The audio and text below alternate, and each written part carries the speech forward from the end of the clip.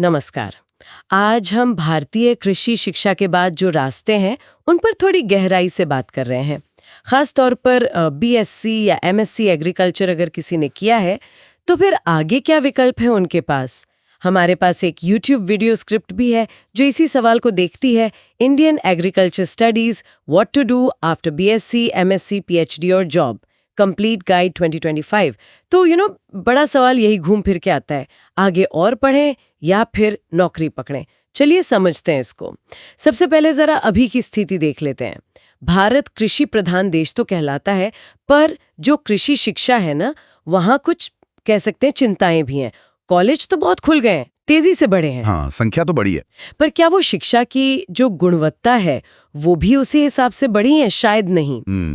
कई जगह तो सिलेबस ही इंडस्ट्री की जरूरत से मैच नहीं करता, प्रैक्टिकल ट्रेनिंग की कमी है। हाँ, वो इंडस्ट्री वाला अनुभव कम मिल पाता है। और रोजगार के हिसाब से जो स्किल्स चाहिए उस पर भी उतना जोर नहीं है। सही बात है। नतीजा ये होता है कि बहुत से छात्र बस सरकारी नौकरी की उम्मीद में आ जाते हैं, लेकिन बाद में असलियत कुछ और ही निकलती है। लेकिन देखिए, इसमें एक बात और है, चुनौतियां तो हैं, बिल्कुल हैं, पर ऐसा भी नहीं है कि अवसर ही नहीं है। अवसर काफी हैं।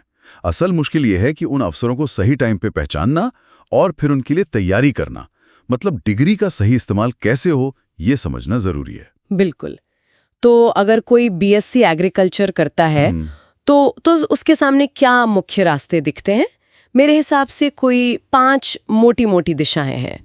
पहला तो है एमएससी एग्रीकल्चर। हाँ, इसमें आप जैसे एग्रोनॉमी, जेनेटिक्स, सॉइल साइंस, इन सब में स्पेशलाइजेशन कर सकते हैं। यहाँ बस ये ध्यान रखना है कि विषय अपनी रुचि देखकर चुने, भविष्य में क्या स्कोप है और कॉलेज में रिसर्च की फैसिलिटी कैसी है, ये सब देखभाल के। सही है, ये जरूरी है। दूसरा जो बहुत पॉपुलर है वो है सरकारी नौकरियों की परीक्षाएं। हाँ, इसमें भी काफी वैरायटी है। जैसे बैंकों के लिए आईबीपीएस, एएफओ है, एग्रीकल्चर फील्ड ऑफिसर। बिल्कुल। फिर राज्यों की अपनी कृषि अधिकारी परीक्षाएं होती हैं। यूपीएससी की आईएफओएस मतलब वन सेवा या सिविल सर्विसेज भी कुछ लोग चुनते हैं। और फिर एफसीआई है, नाबार्ड है, और रिसर्च में जाना हो तो आईसीआर की जेआरएफ, एसआरएफ फेलोशिप्स हैं। हाँ, और ये सरकारी नौकरियों का आकर्षण तो देखिए बहुत ज्यादा रहता है छात्रों में, लेकिन ये भी समझना होगा कि कंपटीशन बहुत ही तगड़ा है, मतलब तैयारी में वक्त और पूरा फोकस चाहिए। सही बात है। अच्छा, तीसरा ऑप्शन आता है एग्री बिजनेस का, या फिर एमबीए करें एग्री बिजनेस में। हाँ, ये एक अच्छा कॉम्बिनेशन है। ये मैनेजमेंट और एग्रीकल्चर का मेल है ना ये। हाँ, ये आजकल प्राइवेट सेक्टर में बहुत डिमांड में है। अच्छा। खासकर जो एफएमसीजी कंपनियां हैं या नए वाले एग्री स्टार्टअप्स हैं, वो ऐसे लोगों को अच्छी सैलरी पे रखते हैं। चौथा, सीधे एग्री टेक या प्राइवेट कंपनियों में जॉब्स, जैसे बेयर है, सिंजेंटा, आईटीसी, गोदरेज एग्रोवेट, दिहात, ये सब बड़ी कंपनियां हैं। यहाँ ट्रेडिशनल रोल्स तो हैं ही, पर अब डेटा एनालिस्ट या प्रिसिजन एग्रीकल्चर जैसी नई जॉब्स भी आ रही हैं। हाँ, टेक्नोलॉजी का रोल बढ़ रहा है। और पांचवा है भाई अपना कुछ शुरू करना, खुद का बिजनेस, एंटरप्रेन्योरशिप। हाँ, जैविक खेती हो, नर्सरी हो, फूड प्रोसेसिंग हो, इसमें बहुत पोटेंशियल है। छोटा शुरू करके भी लोग काफी बड़ा कर रहे हैं। तो ये तो बात हुई बीएससी के बाद की। अब अगर कोई एमएससी एग्रीकल्चर की तरफ जाता है तो उनके लिए क्या बदलता है, क्या और रास्ते खुलते हैं? हाँ, एमएससी के बाद चीजें थोड़ी और फोकस हो जाती है ना। बिल्कुल। एमएससी के बाद देखिए, अगर किसी को रिसर्च में बहुत इंटरेस्ट है तो पीएचडी एक नेचुरल अगला कदम लगता है। खैर, पीएचडी पे भी थोड़ा और बात करेंगे।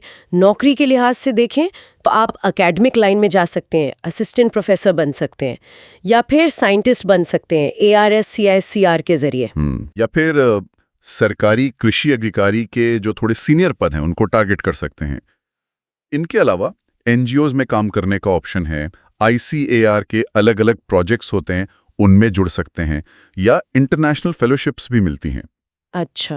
और प्राइवेट सेक्टर में भी फिर एमएससी के बाद और स्पेशलाइज्ड रोल्स मिलते हैं, जैसे seed technologist, soil analyst, agriculture consultant या लैब स्पेशलिस्ट। हाँ, और यहीं पर वो एक बहुत कॉमन सवाल उठता है कि क्या पीएचडी करना ही चाहिए? क्या ये वाकई ज़रूरी है? देखिए, पीएचडी का फैसला ना ये बहुत सोच समझ के लेना चाहिए।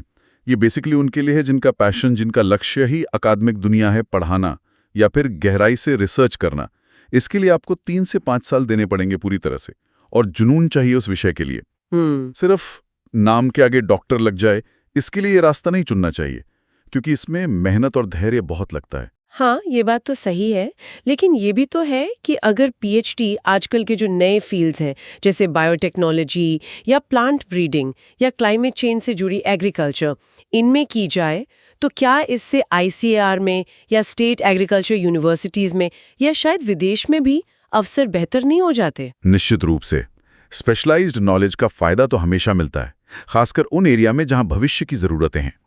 लेकिन जो मूल बात समझने की है वो ये कि एग्रीकल्चर अब सिर्फ खेत और फसल तक सीमित नहीं है। सही। ये अब science, technology, environment, economics, business, इन सब का एक संगम बन गया है। हाँ। तो डिग्री तो महत्वपूर्ण है ही, लेकिन आज के टाइम में ना स्किल्स और प्रैक्टिकल अनुभव, इनका वजन शायद ज्यादा बढ़ गया है। तो इसका मतलब ये हुआ कि डिग्री तो ले ली, पर उसके साथ साथ जो नई स्किल्स हैं, जैसे data analysis, GIS, remote sensing, sustainable agriculture, हाँ बिल्कुल, इनको सीखना बहुत जरूरी हो गया है। और शायद लगातार इंटर्नशिप करना, कॉन्फ्रेंस में जाना, कॉम्पिटिटिव एग्जाम्स की तैयारी करते रहना, ये सब भी जरूरी है।